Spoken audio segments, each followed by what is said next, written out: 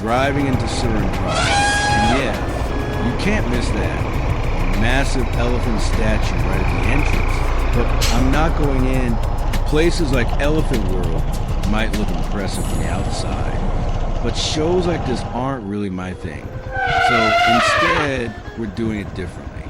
This is Samsonite Mike on tour, and you're watching the Temple Gong Boss, and today I'm jumping on the bike, heading off the main road, and exploring the real local area around here. No crowds, no stage shows, just the roads, the villages, and if we're lucky, real encounters along the way. That's where it's heading. Follow me. Let's see what we find out here. I will now give you an overview of Surin Elephant Sanctuary.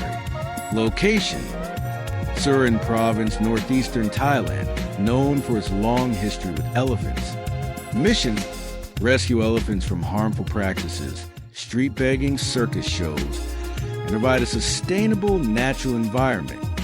Elephant population: over 300 elephants registered in Surin. Many previously trapped in exploitative trade. Grab something to eat. Volunteer program details. Activities. Feeding elephants. Hundreds of kilos of vegetables daily. Elephant World. Bathing and Chan walking World elephants Sanctuary. in natural surroundings. It's a designated area within House. Surin. Traditional elephant caretakers. Helping with community projects to support sustainable tourism. Duration options from 1 week to 2 months.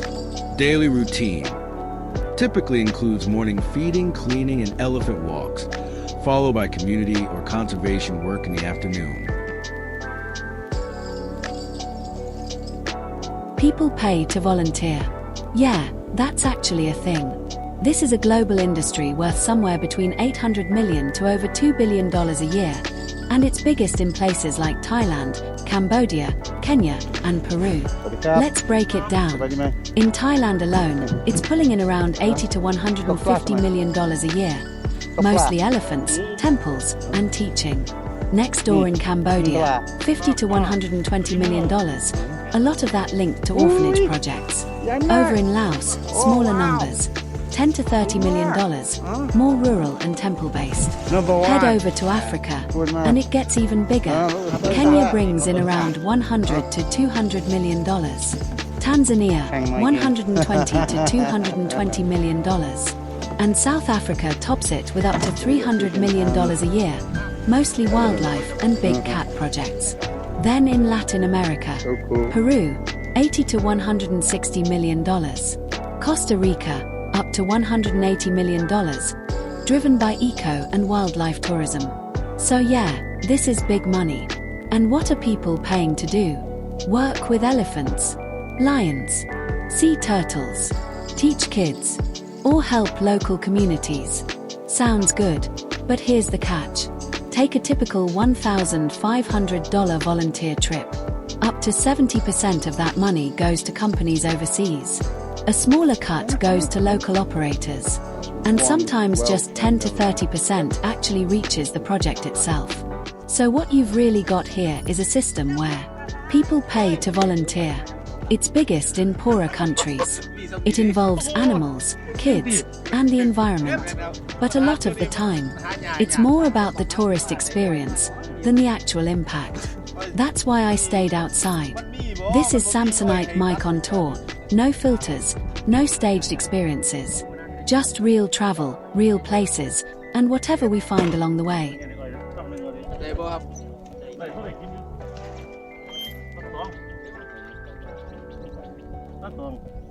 See that woman there, phone out, filming. Chances are she's paid for that experience, to watch this elephant being walked down to the river, to bathe, to get that perfect moment on camera. And yeah, I get it. It looks special. But here's the thing. I'm standing right here, on the outside, and I'm watching the exact same moment, for free. No ticket. No package. No staged experience. Just real life. Happening anyway. And it makes you think, how much of this is actually about the elephant? And how much of it is about selling the moment? Because out here, away from the gates, You don't need to pay for the story. You just have to be there when it happens. I've spent a lot of time traveling through Laos and Thailand, not chasing the big tourist spots, but following something a bit different. Temples. There's just something about them, the quiet, the history, the feeling you get when you step inside. It's not something you can really explain, you just feel it. And then, there's the gongs. I don't know when it started, but somewhere along the way, I became obsessed. Every temple, every village, if there's a gong, I'm finding it. Different sizes, different sounds, each one with its own tone, its own story. Some are deep and heavy, others sharp and echoing. But every single one feels like it carries something with it.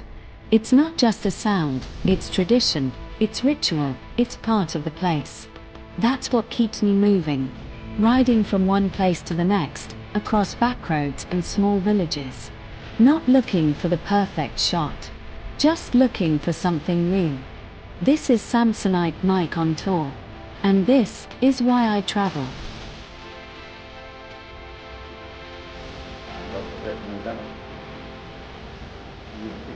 I get it. I really do. About 25 years ago, in Goa, I paid for the same kind of experience, feeding an elephant, scrubbing its back, being right there in that moment. And honestly, it felt incredible.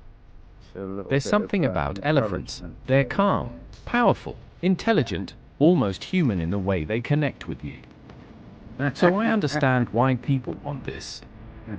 Why they're willing to pay for that moment, that photo, that memory. Because it does feel special. But looking back now, and seeing things a bit different, you start to question it. Not the feeling, but the system behind it. Because these animals are magical. And moments with them should feel real. Not something you have to buy.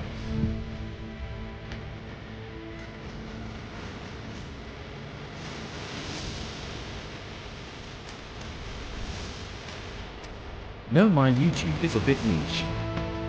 It's not for everyone. But I'm not chasing trends.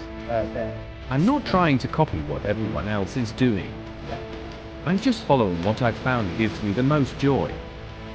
Temples, quiet places, random moments on the road. That's what I enjoy, so that's what I film. And if a few people connect with that along the way, that's more than enough for me. คุณชื่ออะไรเอาจริงเหรอ มีที่ไหนรู้จักเอา